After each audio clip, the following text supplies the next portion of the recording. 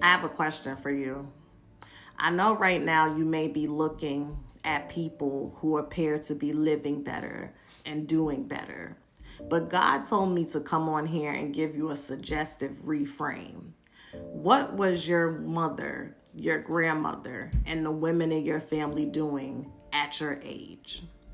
This morning, when I went to go take a shower, I was thanking God for the hot water. I was thanking God for the electricity. I was thanking God for my limbs, for my peace of mind and my relationship with Him. And when I got out the shower and I went to go retrieve my water from the stove to begin making my coffee, there was this blissful feeling that just came over me. Just a little background, I'm 29 years old, recently graduated with an MSW. I will be 30 on the 23rd of this month, and I have not been able to secure a job. I have not been able to secure a job. And as a result, I have fallen behind on my rental payments. And now I'm facing housing insecurity. And I'm not going to lie, my flesh and my ego has been doing a little dance because some days my faith is really high and I understand the bigger picture in my life. And then there's other moments where I'm embarrassed. I'm afraid to come home and see a warrant for removal. I'm afraid to deal with people judging me if my shit does get put out on the street. But I heard God say loud and clearly, and this is for those who this resonates with.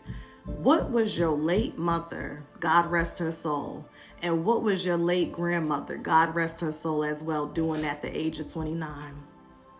They both had 5 kids. Neither one of them got a chance to liberate themselves through higher education. Both of them had substance abuse issues. Both of them had seen abuse from their partners. You understand? These are things that I may have had snippets of when it comes to, the substance abuse. And I have been on the receiving end of some domestic violence, but it didn't create permanent consequences or repetitive cycles in my life that stifled my potential and the ordinance of my steps by way of God.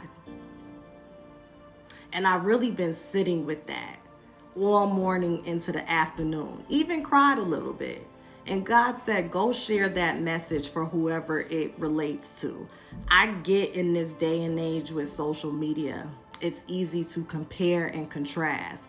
And people show, curated highlights and snippets of their highs. But don't get caught up on that. It's okay to check in with yourself and be like, you know what?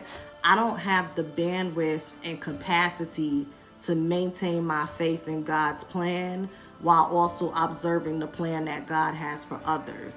Everyone gets their season. The first will be last and the last will be first, and tables always turn. And that's not to say that people that you observe to be in their harvest season will go through a dry season. No, it's the opposite. They've been where you are. I think about that Nipsey Hussle quote, and for those that's been following me, you already know what I'm about to say. Nipsey Hussle says we are always in the same position in life. There's always going to be someone in front of us that we feel like is doing better, and there's always going to be someone behind us that's looking at us and feeling like we're doing better than them. And that always grounds me and brings me back to center to run your own race.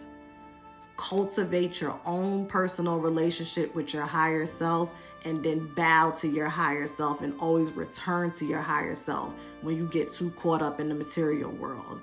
So no matter what you are going through, try to put your life into perspective by way of a spiritual philosophy. We come down here to this 3D realm and incarnate as humans, and it becomes a non-stop competitive race to accumulate things and titles and certain energies in our life. And sometimes it's like we're going nowhere fast. God will make it happen suddenly, but not instantly. And thank God, because what good is it to rush to the finish line if God is not there and his hands was never in the plan? Y'all have a great day.